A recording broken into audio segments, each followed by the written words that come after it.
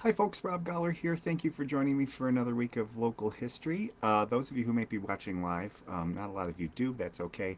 Or if you see that my live time is a little different, I was away on a wonderful fall vacation.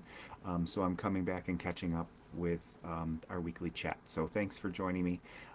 This week's topic comes from a conversation I was having with somebody about the World Series or the playoffs of baseball that will lead to the World Series. And it's in the news, and we're talking about baseball at this time of year, even though it's kind of cold outside as I talk right now. But I was talking to the person about East Aurora's connection to the World Series, and I said, oh, the World Series players played baseball on the diamond in Hamlin Park, and and I was saying it as if they would know it, that it was just general knowledge, and that person did not know the World Series connection to our baseball diamond here in Hamlin Park. So I thought, oh, if that person didn't know, maybe others didn't know it either. So I found that interesting, and I thought maybe I'd chat about it a bit. I have written quite a bit about baseball, which is quite interesting because don't tell my brothers. They both love baseball. Baseball is not really my favorite sport, but I enjoy researching it and the history of it, especially in our local community. So I've researched both our World Series connection, which I'll talk about in a bit, as well as how long baseball's been played in East Aurora. It's been a very big deal in East Aurora for a very long time.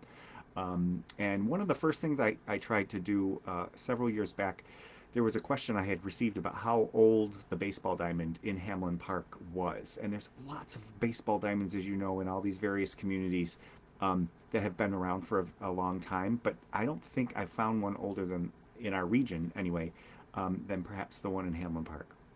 And I traced it back to 1893. Baseball was played before that, but the diamond that is in today's Hamlin Park, I traced back to 1893, and I wrote about it, and it'll be included in an upcoming book that I'm putting together. I did realize that I have to do a lot of updating um, on my research because I found more information since my monthly newspaper column has been printed on these baseball topics. So, um, but 1893, and the reason I figured that out was there was articles in the newspaper about baseball being played actually in the earliest Easter advertisers in 1872, 1873. There was discussion of kids, boys, young boys playing baseball in the streets. So baseball was becoming popular in the nation and in small towns across the country, including here in our own town, East Aurora. Uh, there were games played. They had mentioned various locations, but not specific places. So there would be a report in the Easter Advertiser about a baseball game, but it wouldn't give, and it's very frustrating for someone like me who wants to know exactly where these games were played. They'd say a game was played at the West End. That would be down where McDonald's, Barbill, that end of town, the Circle. Somewhere in that area, there was a baseball diamond and they were playing a game. And it was reported in the newspaper. So it might not, it wasn't just a pickup game. It was a game that got attention in the local paper, perhaps a league. But there was no definitive place where it was played. One of the first places I was able to find where they were playing an actual game was at the fairgrounds on South Street. Now, that wasn't, a lot of people thought that that might have been the Erie County Fairgrounds. It wasn't. There was a separate fair association that was started in the 1870s into the 1880s that had a fairgrounds on South Street, just between Olean Road and Sycamore Street. So in that vicinity on the north side of South Street, and the games were played, according to the reports in the Easter Advertiser, at the fairgrounds.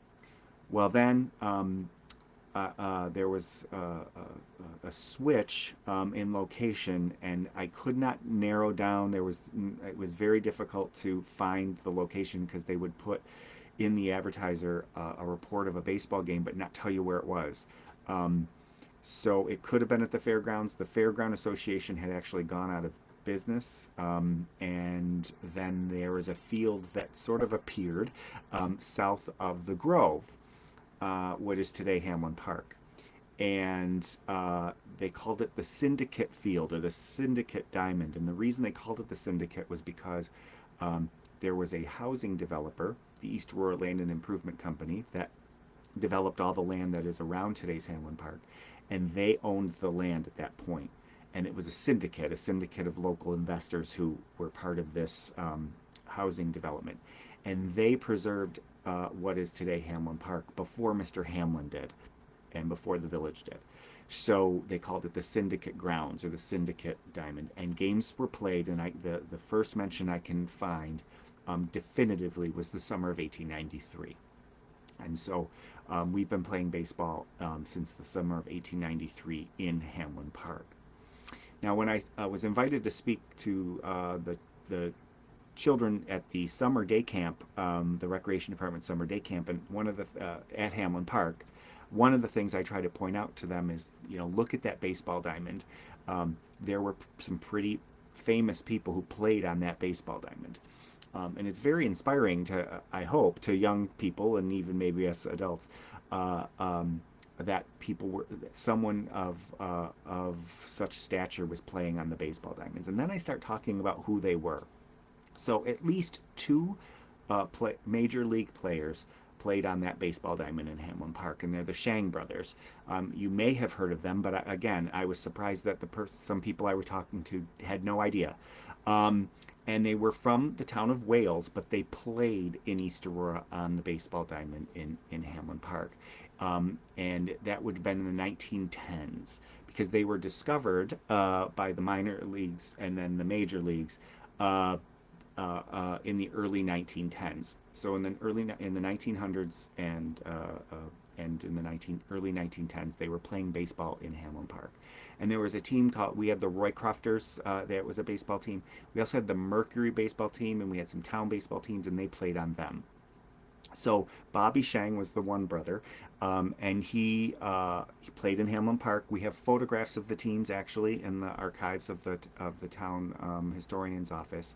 And Bobby Shang played in Hamlin Park, and then was eventually discovered and went on to play in the major leagues. He played for the Pittsburgh Pirates for nearly 2 years before moving to the New York Giants in 1915.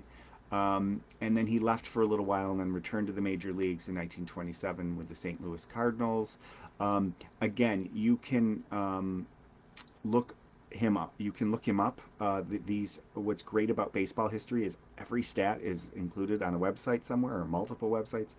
So I don't have to talk about him quite a bit. Just look up Bobby Shang, Major League Baseball player, and you will find his stats. But know that he played in Hamlin Park, and he came from the town of Wales. And he returned to baseball in 1927 at the age of 40, which I thought was interesting. And apparently he was the second oldest player or something like that in the National League. And he played through until 1927. So he made it to the major leagues, played in Hamlin Park in his early career.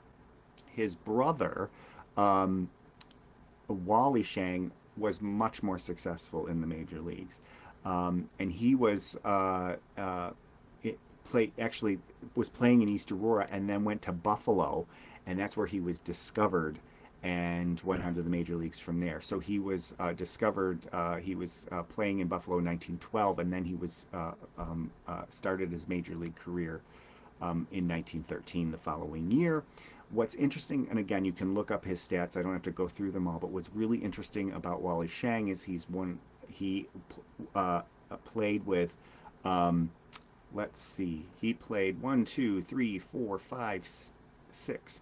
He played on 5 different teams, but 6 different times in the major leagues, and he was won World Series games with 3 different teams. So he got traded, or they had buyouts of the players back then, and he has the distinction of being the player that has played has won World Series with 3 different teams.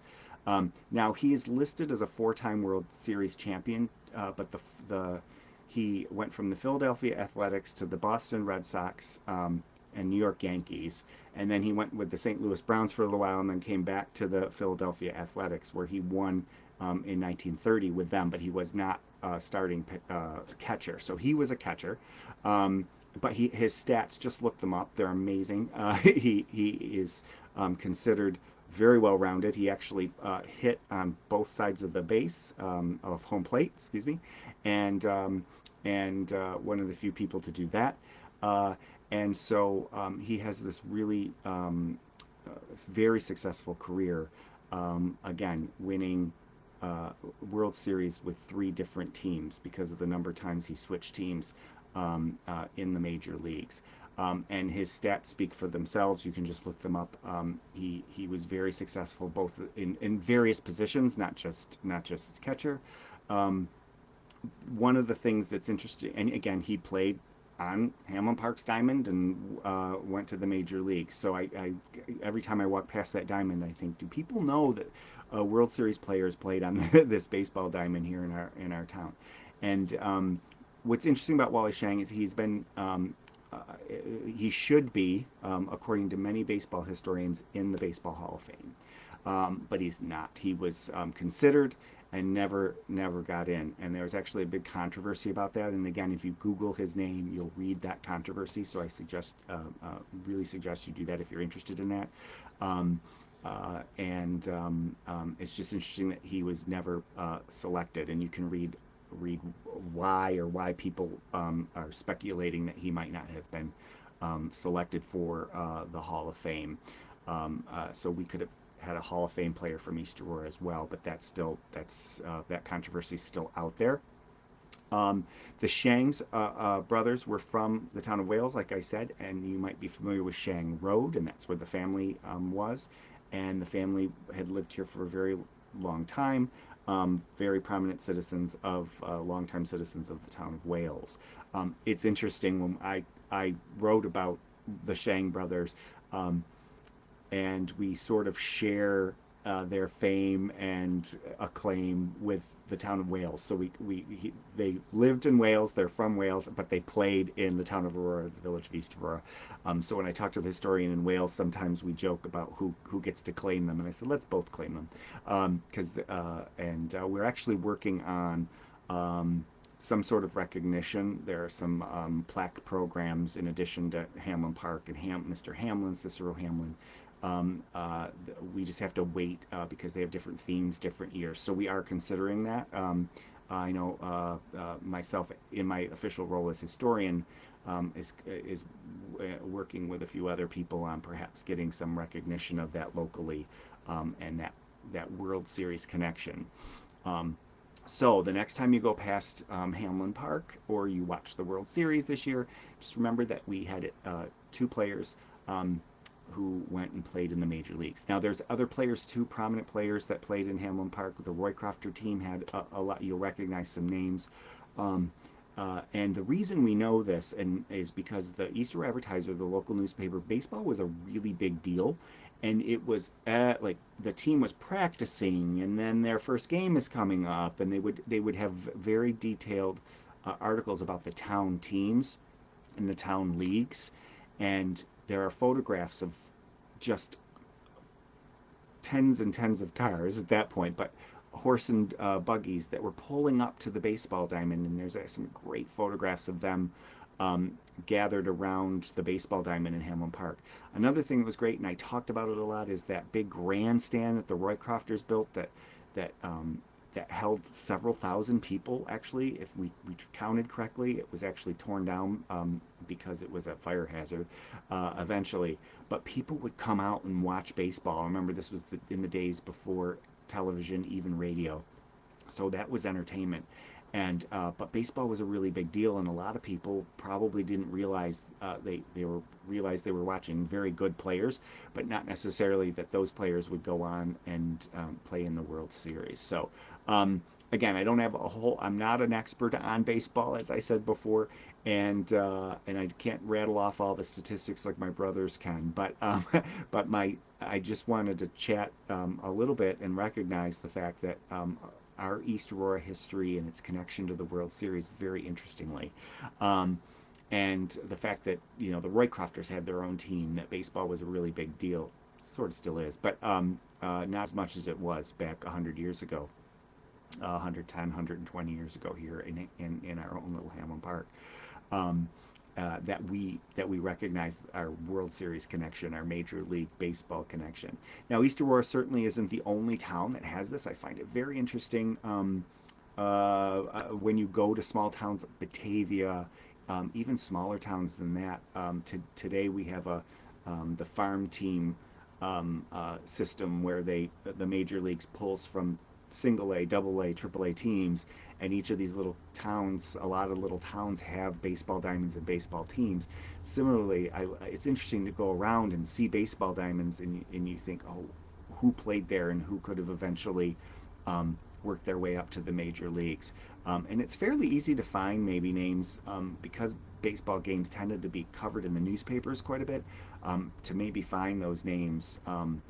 So if you have a player and you are trying to find their history and where they started, you might be able to find their early games early in their careers in a town like East Aurora or small little towns with the baseball diamonds. And to think that these people would have been watching the games, not realizing that that person may end up in the World Series, like the Shang brothers, like Wally Shang did and Bobby Shang. They made it to the major leagues, and then Wally Shang making it to multiple World Series teams. It's quite interesting. Each time he got traded out to other teams, they won the World Series. So it didn't matter which team he was on; they seemed to manage to win the World Series. Again, look up on the internet for more details about them. But I just thought that was interesting, and the fact that people living here in East Aurora didn't know that we have World Series player and Major League players who played on the Hamlin Park Diamond. So thanks for that idea through our conversation. Again, I'm Robert Goller. I am the Town and Village Historian, but these videos and a lot of my research, I'm not officially connected to my duties as Town and Village Historian. If you have any comments or ideas, pop them in either in the comments or send me a private message, as a lot of you do. And as always, thank you for your support of this project. Coming up on 2 years of doing these videos, and I see the numbers are going up each and every week, so thanks for tuning in. And as always, thank you for keeping history alive, and we'll see you next time. Thanks.